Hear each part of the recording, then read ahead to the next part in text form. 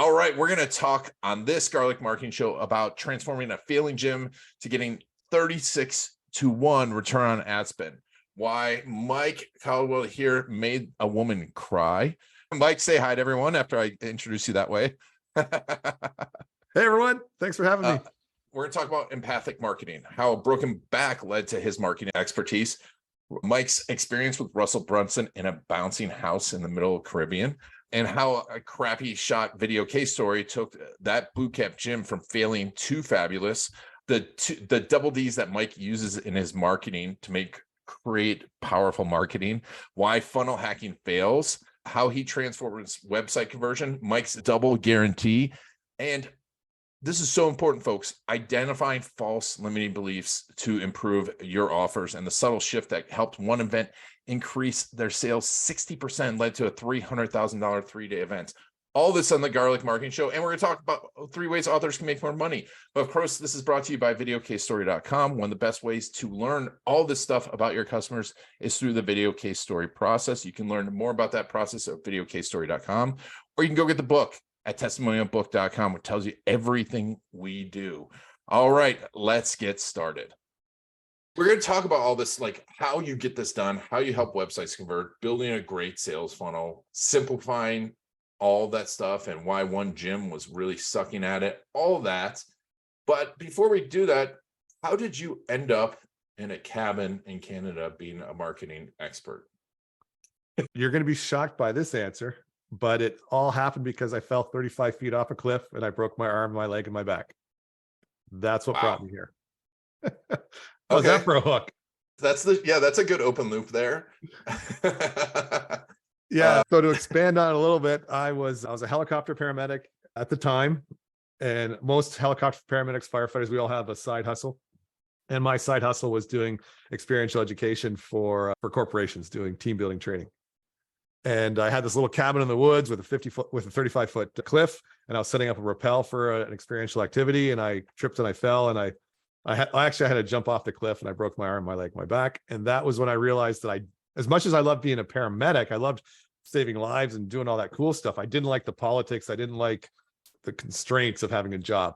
And so I said, you know what, let's focus on that thing that almost killed me, the experiential education, work with the corporations, and build my own business and be my own boss.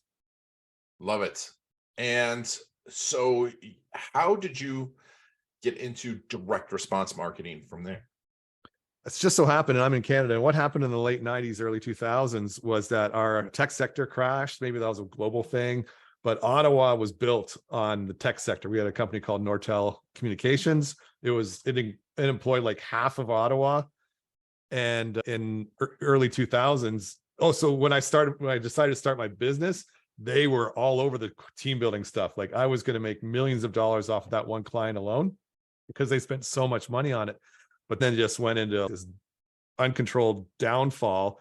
And in 3 years, that company that employed half of Ottawa disappeared. Like it was gone. Wow. Yeah. Like when I was I used to teach how to use a defibrillator to the people in that company. They were all bragging about how they're 30 years old and they're going to retire in 2 years because they had all these stock options that were just like doubling and splitting and doubling and splitting. And they're just worth millions on paper with their stock options. And then I remember when the stock dropped to $100, I'm like, oh man, I wish I had money because I would love to buy it when it's only 100. And then it dropped to 10, then it dropped to $1, and then it was taken off the NASDAQ. Wow. Yeah. And yeah, so I'm like, there goes that business. And so what I decided to do was try. Can you hear that dog in the background now? A little bit. That's how we Okay. go. Sorry about that. That's interesting. Yeah. But anyways, yeah. So I was selling a multi-level marketing product called Isogenics. And I didn't even know what multi-level marketing was, but I was suddenly getting all this money coming in and I wasn't doing any work. It was really cool. And so I thought, let's figure out how to sell this online. So I went on a marketer's cruise, and by happenstance, I was on this little bouncy castle in the water off of the coast of Cozumel.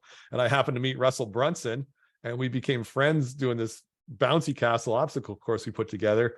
He forced me to join his inner circle, which I did. And he then wanted me to sell a course on how to live off the grid because I live off the grid. Love it.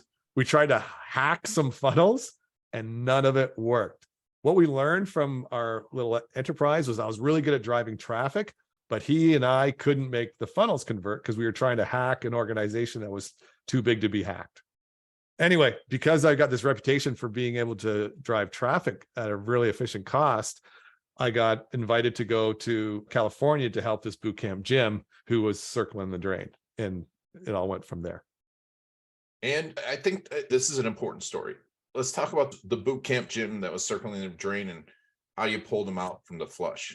Okay, so it was two brothers in California that had this little boot camp gym, but they were both working full-time jobs because their full-time jobs were funding the gym. The gym was not profitable. And they probably had 2 or 3 months left before they were going to have to pull the plug. And what they were doing is they were trying to ultimately funnel hack. They were looking at all the other ads they were seeing on Facebook and all the other websites. They were trying to model them. And all those gyms like Orange Theory and like some of the bigger big box gyms, they were showing like these super fit 20 somethings with the 6-pack abs and the bulging biceps and the sweat pouring down the forehead and all that. And they were trying to do that. But the people who wanted that sort of gym experience wanted to go to the big box gyms. They didn't want to go to a mom and pop sort of little boot camp gym. And when I went to that little boot camp gym, what I saw was it was full of middle-aged Hispanic women who were still quite overweight. And so I was like, why are we trying to target the beautiful 20-somethings when you've got an older, completely different demographic? So I went in and I just started filming video testimonials of their clients. And I met this one woman, Kristen, and she had this amazing story to tell how she was like just desperate to lose over 100 pounds, but she didn't have any real true support from her family. But when she came to this gym, she met so many like-minded individuals that became her second family and really supported her. And when she started telling that story, she literally broke down in tears, put her hands up in front of her face, like, just stop filming, because she was just so embarrassed by the waterfall of tears that were flowing down her face, because the emotional experience she had at that gym was just so overwhelming. And then when I launched that video showing her crying on camera, we were ultimately able to get a 36-to-1 return on ad spend. And within the year, both of the two brothers were able to retire from their full-time jobs and work the gym full-time. That's amazing. And we love video case stories here. And that's a perfect example of a great story, because it wasn't just the video, it was you analyzing who their customers were and who they were and who they really were. That's just critical, isn't it? Yeah. And so my book is called Empathic Marketing, and you can Amazon search, you can find Empathic Marketing on Amazon. And we'll put a link to it in the show notes. Yeah. But the core of empathic marketing is understanding your audience. And it's understanding your audience on two different levels, an experiential level and an emotional level. And it's that emotional level that's going to determine like all the copy that you write moving forward. And so where the Gold's Gym people, they want 6-pack abs, where the little family boot camp, they want to be included. They want a sense of community, right? They certainly want to improve their health. But I think that being on that journey with like-minded individuals was even more important for them. Yes. Yeah. And it's really, that's the key. It's not just understanding that and thinking that everyone actually wants the same thing, isn't it? Exactly. It's super important to understand. And that's why I want to go so deep into understanding in the short term, what are their difficulties and desires? And so for these people, like their difficulties and desires were like they've dieted before. What happens with diets? They don't work. They didn't lose any weight. And what were their desires is they just wanted to be, some of them felt embarrassed. Like they didn't want 6-pack abs at the gym, but they wanted to be able to take off their shirt at the gym and not feel ashamed and embarrassed, right? So they wanted to lose some weight, but they didn't want 6-pack abs. And so if our gym could provide a quick fix for that, then we're good to go, right? But these people also had long-term concerns. This is their dreads and their dreams. Like their doctors, these are like 30-something people, 40-something people, and their doctors are like, you have got to lower your cholesterol. You have got to lower your blood pressure, or you're going to die. You're going to diabetes and you're going to die. So they've got these long-term fears. So like, man, I'm in my 30s and my doctor's already forecasting doom and gloom. And so their long-term dreams are just that they would be healthy and be able to play with their grandkids. Yeah. And it's that empathy too is so important, but it's also, we've had Paul Zak on a few times. He talks about empathy, and the empathy you got in the video of that understanding and also the crying, it just leads to people paying attention and taking action, doesn't it? Oh, for sure, for sure. And like we talked about before the show, I was new to the whole video world, and I filmed the video with a camera on my phone. I used the microphone on my phone. There was so much ambient noise, you could barely hear the person talking. I was shooting like down at her. The video quality was like a 2 out of 10 in terms of quality, but it didn't matter because the message was so strong. Yeah, and you have a great story. The message, her crying, because you knew where you're going with it. You knew what you wanted to get out of it. Yep. You were a great interviewer. And if you'd have just sent someone else to ask those questions, you probably wouldn't have gotten that, would you have? No.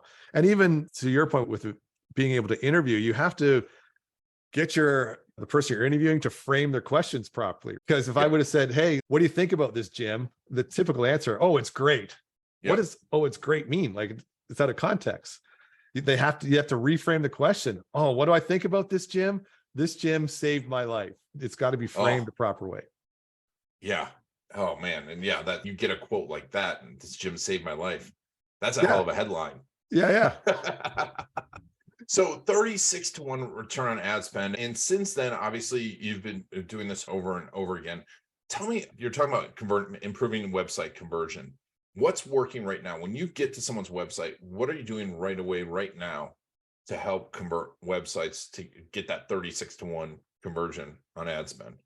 So instead, what I want to do, I can get to this, but I want to flip the thing and tell you what's not working. Okay, that's perfect. Because I want to tell you, like, I had this huge success, right, out in California. My head is just as huge as that success. I think I am God's gift. And so then this gym in Chicago, they're like, oh, we've heard about what you can do. Can you save my gym? I'm like, of course I can. Let me get my cape. And so there's this gym in Chicago, and I run the same ads as I ran. I didn't have the woman crying, but I did the best I could with what I had. Oh my gosh. Zeros across the board. I couldn't get people to click on the ad, and the people that somehow find the website, they didn't opt in. We made 0 sales. And so why would a funnel that I created be so successful in California flop so miserably in Chicago? The reason was the audience was completely different. In California, I had middle-aged Hispanic women where money was important. Like, money was at a premium for those people, right? So they wanted that's how we got them in the door, was with a $47 3-week offer. So it was very affordable. We were able to hook them with those 3 weeks. We tried a $47 3-week offer in Chicago, and again, we couldn't get anybody to opt in. So we're talking about the central business district of Chicago. How important, like, how stressed are those people walking down the street? How stressed are they with money? Yeah, they're probably not too stressed with money. They're not too stressed with money. Do they want to save like $20, $30 on a gym membership? No. What's important for those people? What's their currency? Do you know? Status And time. Because these guys, they wanted more of a look, right? They did want more. This is where the status comes in, right? Because when they go into that business meeting, they want to have the square shoulders. They want to have the narrow for the guys, right? Square shoulders, narrow waist. Like, they wanted that look, right? So the status is there, but they're working 12, 14, 16-hour days. So they can't be spending all like 2-3 hours that it usually takes to get that sort of build. So once we flipped the script on that offer, because once I took the time, and I just didn't funnel hack myself, once I took the time to empathically understand my audience, oh, yes, they want time, and they also want to pay a lot, because this goes back to the status. If they can afford a lot to pay, then that gives them a higher status, right? So instead of having I forget, I think it was like $200 for a 3-week thing or something. It was really expensive. I thought, oh my God, it's never going to work. But we made a promise for like fast results, and I forget how we worded it. But then we got results, and we didn't end up at 36 to 1. I think we were doing like 8 to 1 return on ad spend there, which was still really good. But from going to a negative, like a loss on our ads, to a positive, and it all came down to understanding your audience.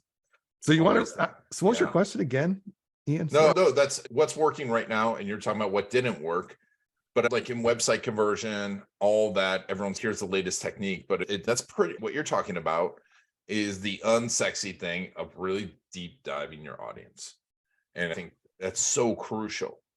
That's what's working. And the funny thing is, like, the guys that sell the funnel hacking and the 15-minute ethically stealing stuff, it doesn't, yeah, that's sexy, because if you think you can have a funnel that works in 15 minutes, that's so cool. But like I say, I couldn't hack my own funnels. And I did the same thing. I had the same thing happen to me in real estate. I was getting leads for people in Florida for homes, for a realtor. Sorry, my dog's disrupted me. I got sidetracked. Start again. No, so like you're saying, funnel hacking doesn't work, but what is working right now? How are you taking and improving website conversion? How are you taking and making websites work much better quickly? So the way I make websites work much better is to follow a proven process. And that process starts with understanding what I call your ideal buyer profile. And that's going through and understanding they're having an experiential and emotional understanding of your audience. And that takes a time. And again, that's not sexy, because you're going into Facebook groups, you're looking at all the comments. I love running ads when people are nasty to me, right? So I'm like, okay, this is what they're really thinking about me. This is what, because I know who I am. I know what I provide, but you have to know how you're being perceived. And so you go and you look at all the Facebook group comments, you look at ad comments, you go onto Amazon, into the books that you're competing with, read all the comments for those books. You get a really good understanding of your audience's, like I say, their difficulties, their desires, their dreads, and their dreams. And then once you have that, then you craft what I call your have to have it hook. And that captures the heart. But it's one thing to have your heart captured, but why should I go with you? And this is where you come up with your big differentiator, right? And this is the thing that separates you from everybody else. Like, why do we go to KFC? Because the Colonel's got 11 herbs and spices. Nobody else has 11 herbs and spices, right? That's his big differentiator. I drive a Ram pickup truck, right? Everybody's, hey, that thing got a Hemi? Heck yeah, it's got a Hemi, right? Because that's Ram's big differentiator. And so I can say that my truck gets better gas mileage than your truck because it's got a Hemi engine. That's what differentiates my truck from yours. And so that's what we do with making a website convert, is we understand your audience. Another big part is the offer. Most people confuse their product or their service for their offer, but there's so much more involved to it than that. You have to consider bonuses. You have to consider warranties. You have to consider terms, right? Yeah. So it's not, there isn't a 15-minute hack. It's taking the time to understand your audience, knowing what they want, and then first coming up with an offer that resonates with them, where they don't feel like they're going to get gypped. And you mentioned status. Everything we do is ultimately status based. So you have to make sure that they're not going to lose status if they invest in you. And then you want to have a hook with a big differentiator that captures the heart and convinces the mind. And then also in your marketing argument, in your videos, in your website long form sales letter, you have to identify what are their false limiting beliefs. You have to address those issues before it becomes an argument. Yes. And okay, it's a lot to unpack there. Yeah, sorry about that. Things. Yeah, no, that's great. It's great, but there's two things I want to clarify for people. I want to get to the false limiting beliefs, because I think if people aren't spending time on this, it's something I call their alibis, right? It's their internal excuses and for not moving forward. But before we do that, I want to clarify the offer thing, because I talk about this a lot. I've had a lot of guests on, and no matter how much I talk about this, I talk to great marketers. I'm like, your offer is off. Like, great marketers. I was just talking to one the other day who is pretty well known in the community, and I looked at it. I'm like, this isn't an offer. It's just a list of things. How would you explain that to someone? How can they quickly determine if they have an offer or they just have a list of things? Okay, so I'm going to make an offer to your audience right now. And that's Perfect. That they can hop on a 30-minute call with me, and I will. So let's say I'm making you this offer, Ian. Okay, I'm going to make you this offer right now. Ian, I'd like you to hop on a call with me for 30 minutes, and I will fix whatever's wrong with your funnel. Would you do that with me? Yeah, in a second. You're not being honest. You don't know me. Why would you, if you don't know me, would you do that? Would you take me up on this offer? I do know you now. I've been looking through your stuff. But so we're talking about more of a colder audience. If this guy who calls himself the marketing medic, he's written a book, says, hey, let me fix your funnel for you. It's only $47. That's pretty cheap, right? It's a $47 offer. So you got to pay me $47. Are you going to take me up on that offer? It's hard for me to imagine. So, but if it's someone's cold audience, probably not. And why not? They don't know who you are. They don't know Right. what's going to happen. And what's your Exactly. biggest concern though about this call? Is it going to work? Or am I going to try to pitch you on something? Oh, yeah. How many times have you heard of, oh, hop on a strategy call with me? That's just code for a sales pitch. Okay. A weak marketer would do exactly what I said. Hey, Ian, for $47, hop on a 30-minute call with me and I'll fix your funnel. And that's a solid offer. But one, you don't know if I can deliver. And two, you're like, oh man, he's just going to sell me on something. I don't want to waste the time. You know what I do? This is what makes a complete offer. So I've got what I call the double guarantee. The double guarantee is if I do not fix your funnel, if you do not believe that I fixed your funnel in 30 minutes, I don't refund your money. I double refund your money. So I'm going to give you $100 if I don't fix your funnel. Okay. Does that give you a little bit more faith that'll deliver? But still, you're like, okay, but still, he might be he might just risk the $100 so he can get me on a call and sell him on his $10,000 product, right? But you know what? If I try to sell you on anything during our 30 minutes together, guess what? I owe you double what you paid. If I try to sell you on my coaching services, if I try to sell you on one of my software affiliate offer, if I try to sell you on my Girl Guide cookies, I owe you $100. So how much confidence do you have in my offer now? A lot more confidence. Yeah. And so that's a complete offer, right? Because I've identified your false limiting beliefs. And the two biggest ones are this guy, never heard of him. I've heard of Russel Brunson. I've heard of Ryan Dice. I've never heard of Mike Caldwell. Who does he think he is that he can fix my funnel? I hear you. If I don't fix it, I'll give you $100 back. Oh, this is one of these guys who's trying to sell me stuff. If I try to sell you, I owe you $100. So why would you not hop on a call with me right now? Exactly. No, I love that. It's just, yeah. And it's, are you going to waste my time? Is it going to get annoying? Yeah. So you take away a lot of those and you've massively improved that offer. So I think some people are just more naturally empathetic than others. And I've just always, usually to my own detriment, have put myself in other people's shoes. But I think a lot of us can just consciously say, you know what, wait a minute. What if I was over there and somebody said this to me? What would I be thinking? Like with one of the real estate coaches I worked with, this is a subtle shift that improved the offer dramatically. So he has a 3-day event. It's a very affordable 3-day event because he's selling his high ticket during that 3-day event. And we had a money back guarantee, and which is good to have a money back guarantee, but you're still investing all that time, right? Yep. But so what we've done instead is instead of people don't believe that you'll get your money back. So I reframed it so that you don't pay until the event is over. And it's the same thing, right? But now the more the risk is on us. And That's so if at the end of the event, you're like, you know what, I don't believe I had to pay for this, don't charge my card. Then you don't have to worry about the refund because you're just not going to pay. And for us, it means the same thing, whether we refund you or we don't pay, it's the same outcome. But for the buyer, it just seems so much safer to not have to pay when they register. And how did that transform the coach's 3-day event? Oh, we got a 60% increase in sales. Wow. Let me take a little notes of that. So I want to dive into that real quick because from a technical standpoint, 60% increase in signups or 60% increase in final sales. Talk to me about that. So final sales is locked, right? So we convert about 40% of our event. Okay. If we have 10 people, we convert 4. If we have 100 people, we convert 40. And so my goal as his marketer is just to fill the seats, get as many butts and chairs as possible, because we know we're going to sell 40% of them.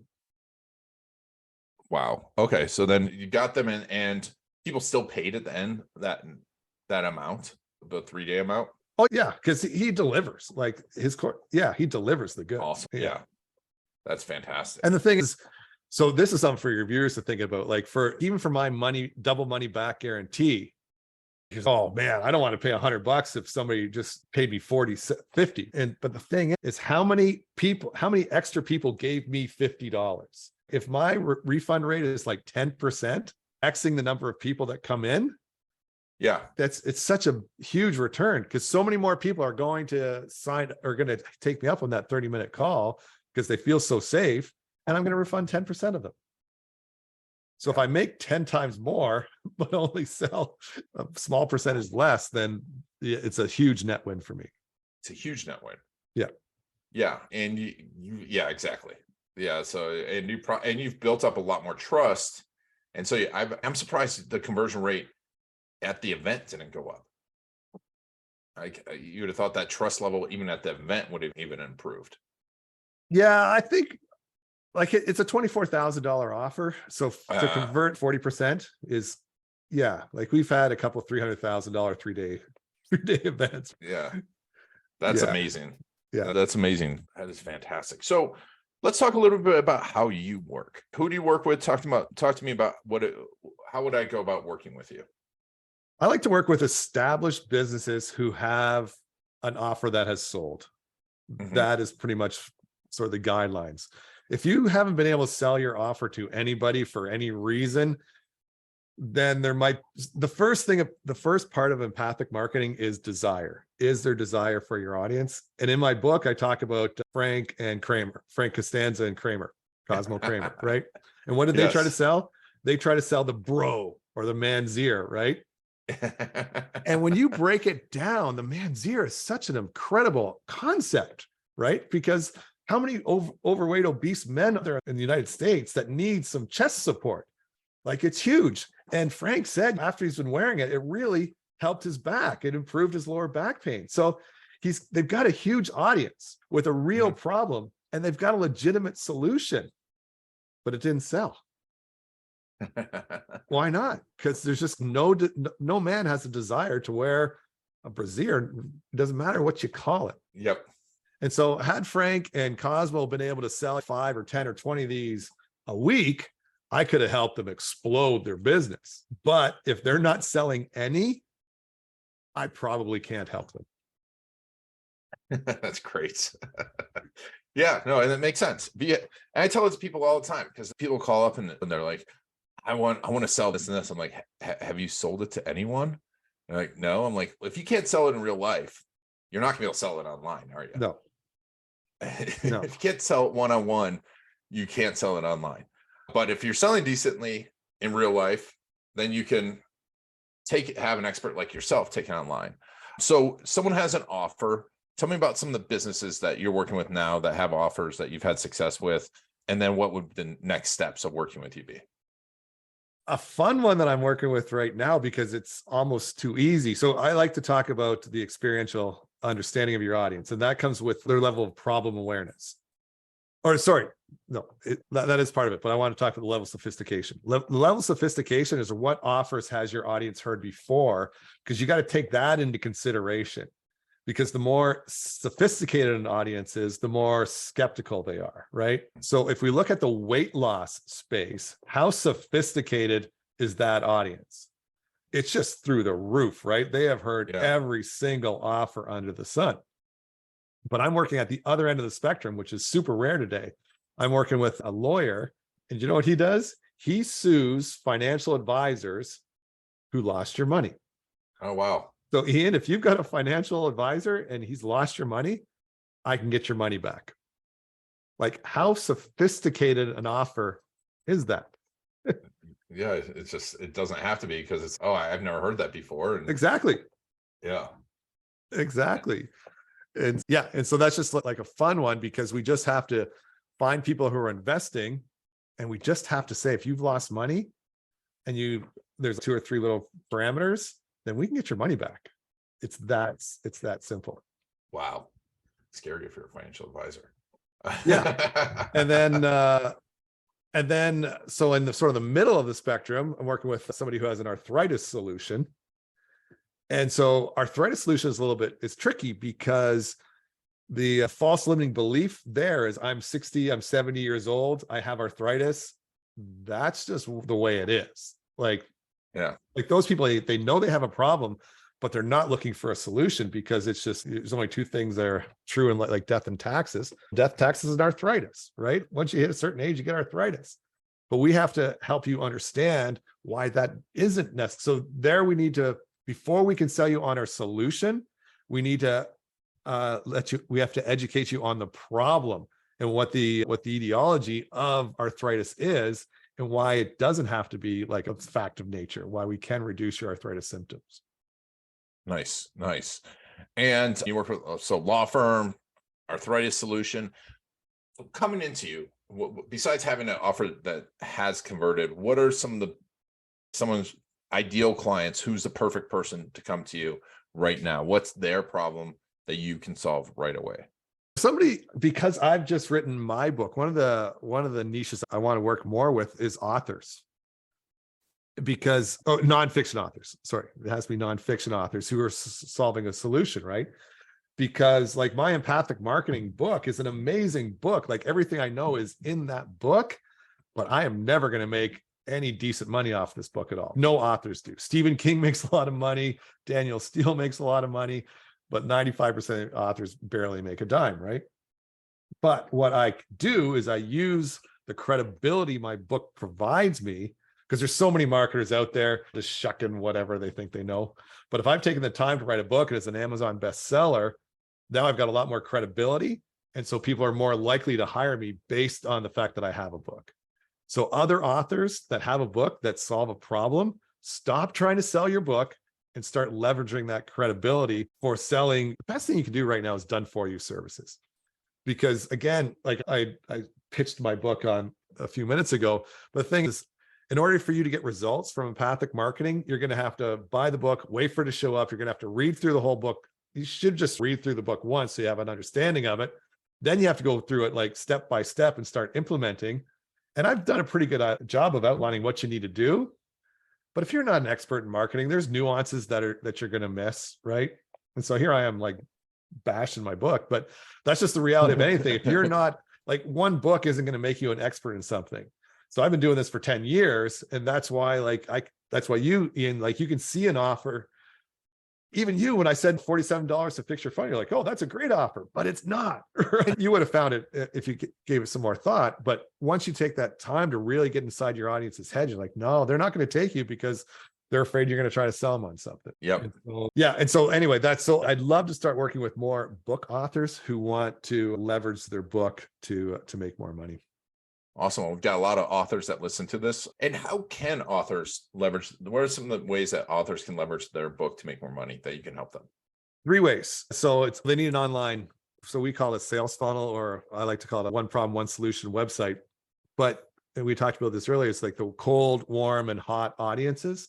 And that's for how aware are they of their problem, their solution, and of you. But for your audiences, there's 3 ways you can make money. One, it's done for you. That's where you're going to make the biggest amount of money, but it's going to also require the biggest investment from you, but it's definitely worth it. The second level is done with you. And that way they do most of the work, but you handhold their way all the way through the process. And then there's the DIY. The DIY, that's their lowest cost entry point, but that's just me putting my book into 6 videos and giving you, like, for $1,000, here's access to my videos. And I got a Facebook group. Right. And so that takes, you give me $1,000 and it takes me 5 minutes a week to work with you. So and here, so no one's going to buy it after I say this, but like courses like that don't work because it just takes so much of your energy and you are not a marketer. You don't have the passion for it. And again, it doesn't matter how good my videos are. Like, I can't include all the nuances, right? Say I've launched my own funnels and they've failed, but I can fix my broken funnels. If you launch a funnel and it fails, what are you going to do to fix it? Like, it takes that experience and that know-how.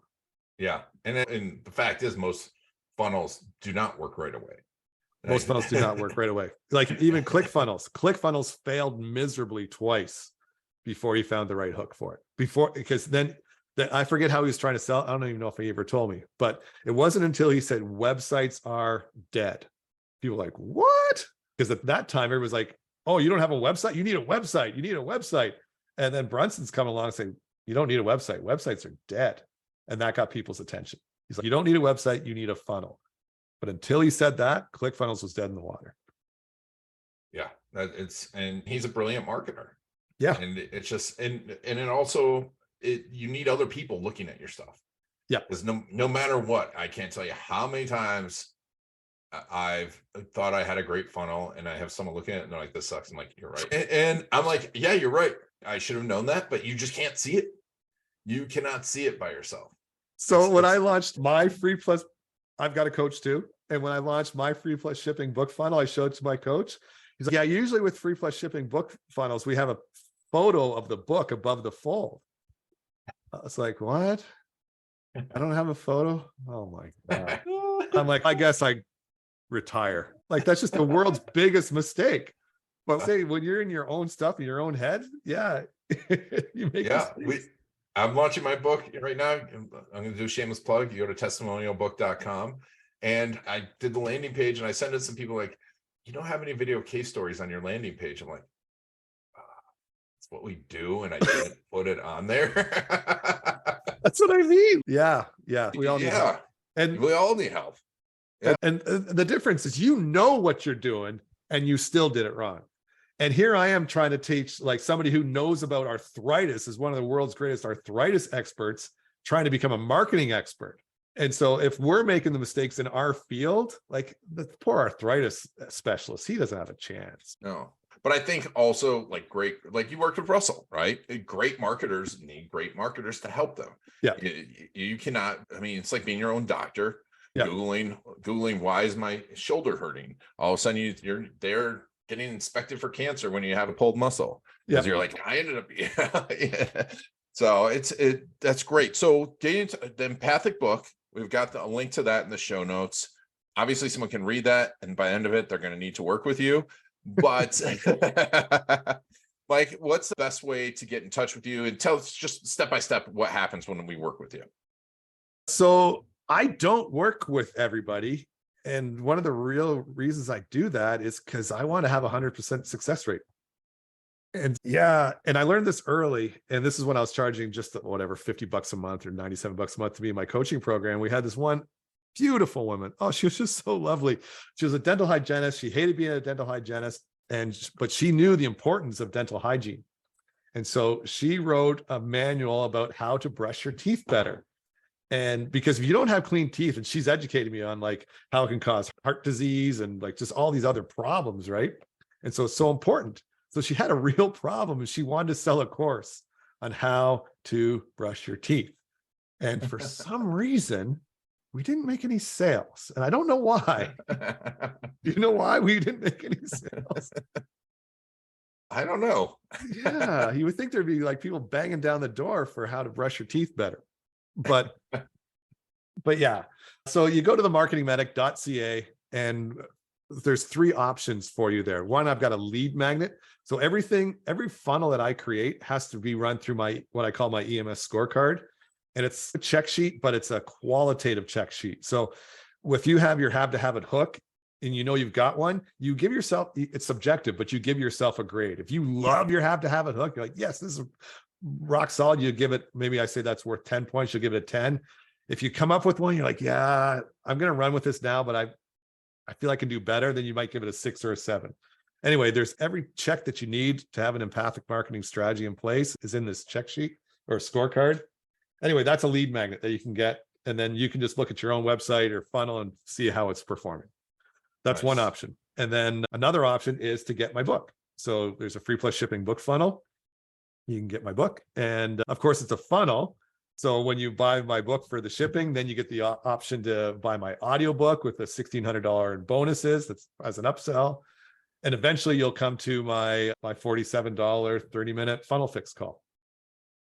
Or you can just skip all that nonsense and go straight to the 30-minute funnel fix call. And that's where we hop on a call together and we discuss what you've got going on, what you want to accomplish. And if I honestly believe I can help you, then I'll give you options for how we can work together. And again, I've got this, what I just talked about earlier. I can give you access to my DIY courses. We can do it together.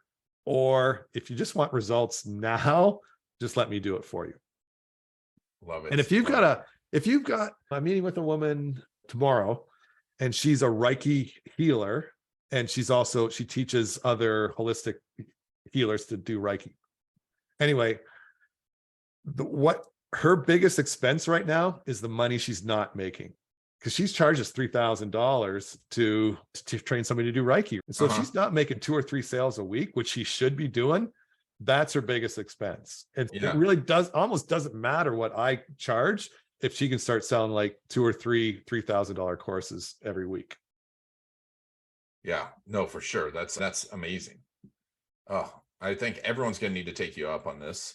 I'll be definitely sending some people to this episode when we talk about offers, but we'll put a link to all that in the show notes.